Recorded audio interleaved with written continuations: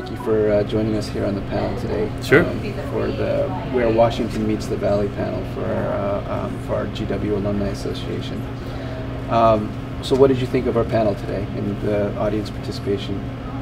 I thought it was very good. I think that it was a good idea to have the MBA students here.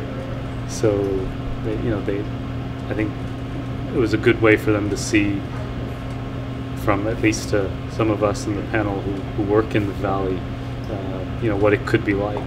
So hopefully it was useful for them.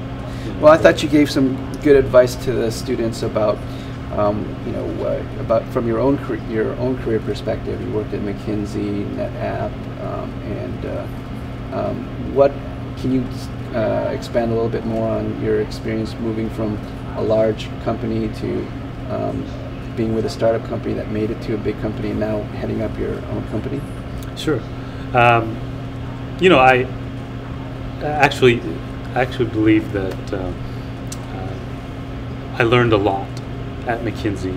It was a great experience, but it's definitely not an entrepreneurial sort of place in the classical sense. I mean, you're working with large Fortune 500 companies, and as a management consultant, it's often more about what not to do rather than go out and follow a spark and take a brand. In fact, consultants are generally horrible at that. Right. They can find 20 different reasons to not do something, right? Than to come up with brand new ideas of where to expand and where to go. So that was sort of the biggest plus about coming into, especially around 1997, 98, where everyone just felt the horizons were wide open, right? Right. So coming into that kind of environment was just liberating, because you said, well, you're working with a group of people who feel they could do anything, and really the world was your oyster at that time.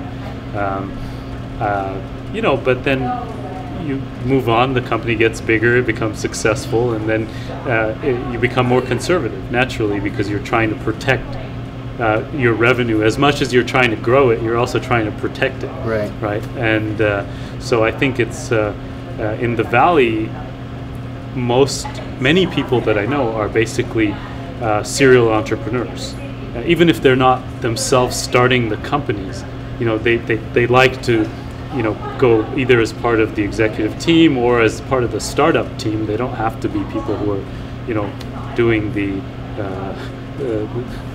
sort of leadership activities. Right. They can be individual contributors, but right. They continue to sort of rotate, and I think it's because that whole sense of freedom and opportunity is so addictive, right? So at NetApp at some point I said, great, this is wonderful. I'm managing a lot of people and a lot of revenue. I'm learning a lot about processes, but I want the excitement that we had in the early days. Right. And so I jumped into a very early stage startup, where we had a bunch of ideas and but not a lot of execution of those ideas. But it gave us freedom to move in many different directions. And Terracotta, 4 years after I joined, is a very, very different place. We acquired a company. We took our original product, we made it open source.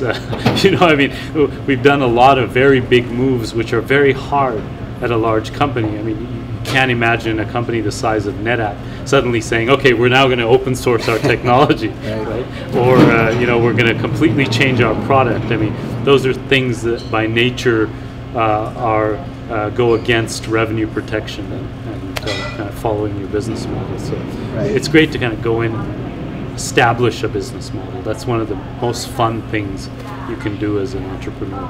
Right. That's great. Any big lessons or lessons that you learned during your career that you want to express to our MBA students that are thinking about taking an entrepreneurial track? Well, one of the things that I said I truly believe is that during the panel is that risk taking is fun. It's a lot easier to do at this stage, and they should really go out and grab it. And the Valley is actually set up really well for risk takers. Right. It's not, I would say, it's not inordinate levels of risk. Right. You're not going to if your company crashes and burns, you're not marked and tainted for life. Right. People go on, they learn from their mistakes. In fact, a lot of times, when you go for your next job, people will say, well, they're tested. They've gone through the fires of the forge. So I think it's really, I think risk taking in the Valley is rewarded more in the Valley than most places I know. Right. Well, great. Well, thank you, Amit. Yeah, thank you. It's fun.